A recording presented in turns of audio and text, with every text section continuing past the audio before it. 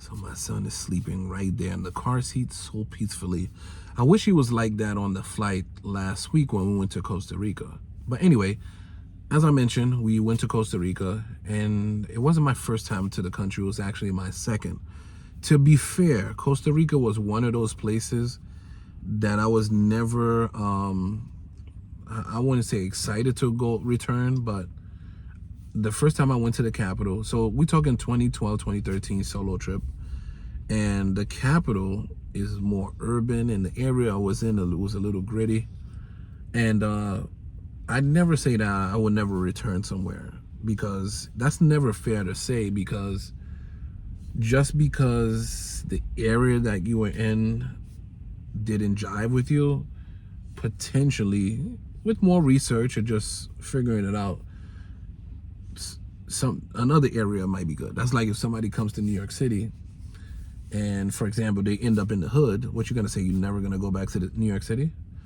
So it's just like that. But anyway, we returned. It was just one of those places where I wasn't enticed to go to return so quickly.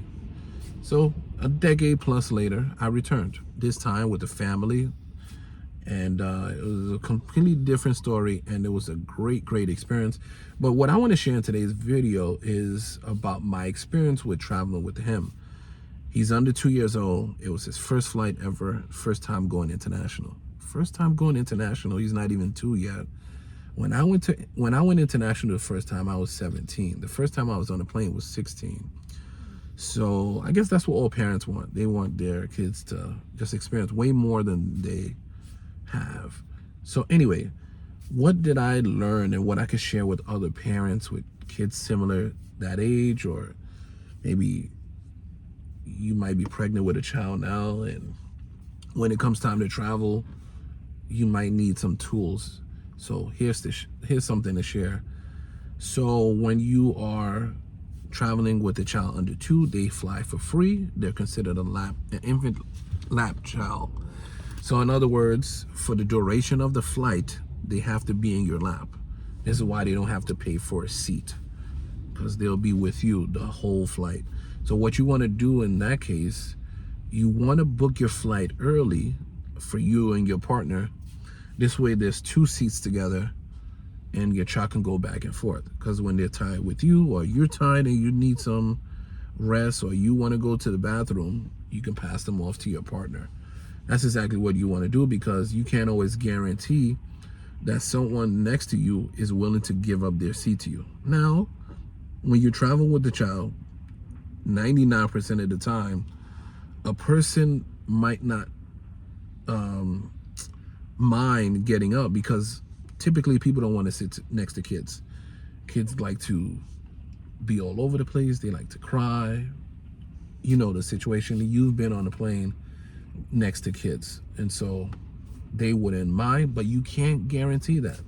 So that's why you want to get it early. And while we're talking about early, make sure you make it to the airport earlier than normal, because you have that extra body and you're gonna need that extra time. Believe it or not, during the screening TSA process, it's not like there's a separate line for people with kids.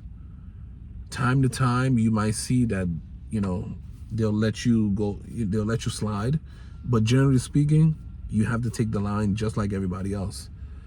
The only concession they might give you is, instead of you going through the x-ray machine with your child, they might just let you through through the metal detector portion.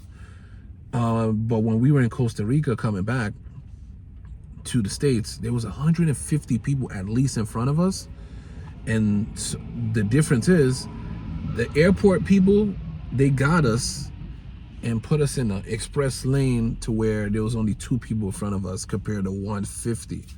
So that's good. Like, everywhere is different. So that's something like that, you can expect to just get online like everybody else here in the States.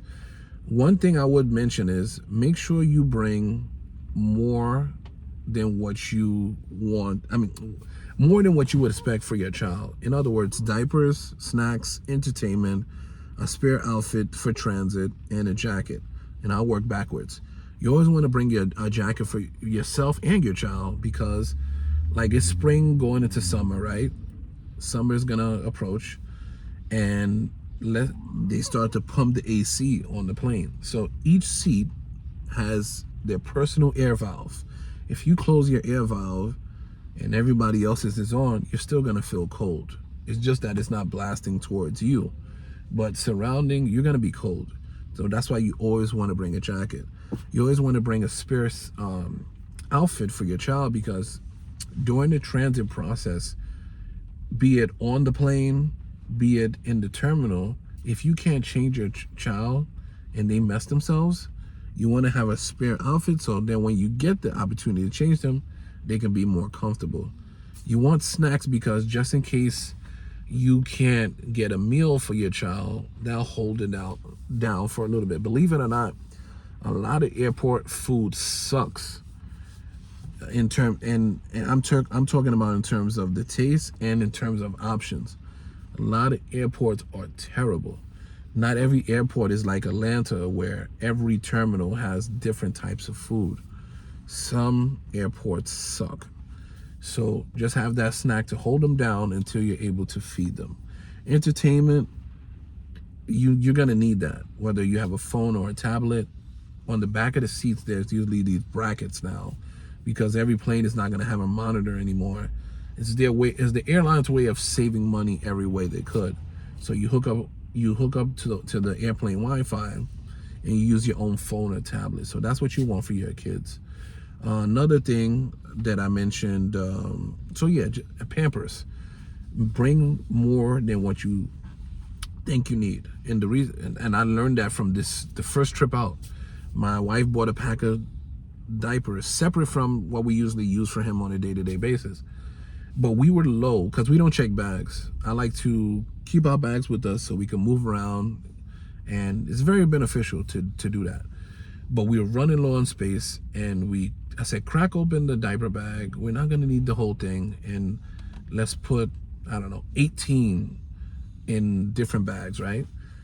So we wound up going through all of the Pampers, so much so that on the day that we were leaving, the taxi driver, we asked him to stop us at a souvenir shop and also a market. So we were able to buy a small pack there. So that's what I learned. Just go with more than what you expect for your child, because they're very unpredictable. So yeah, that's pretty much the gist of the situation.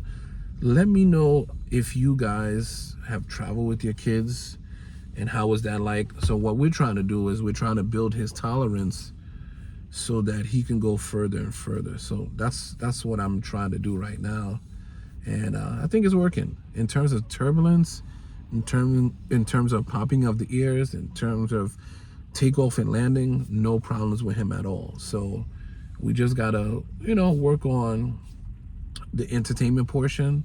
He didn't sleep on the plane, which was surprising. All of the flights, they were like 3-hour flights. So we did like 3 hours from New York to Miami. We did 3 hours from Miami to Costa Rica and back. I don't remember him ever taking a nap during those flights, so we didn't get lucky then, but hopefully next time. But if you have any questions, let me know down below. Catch you on the next one. Peace.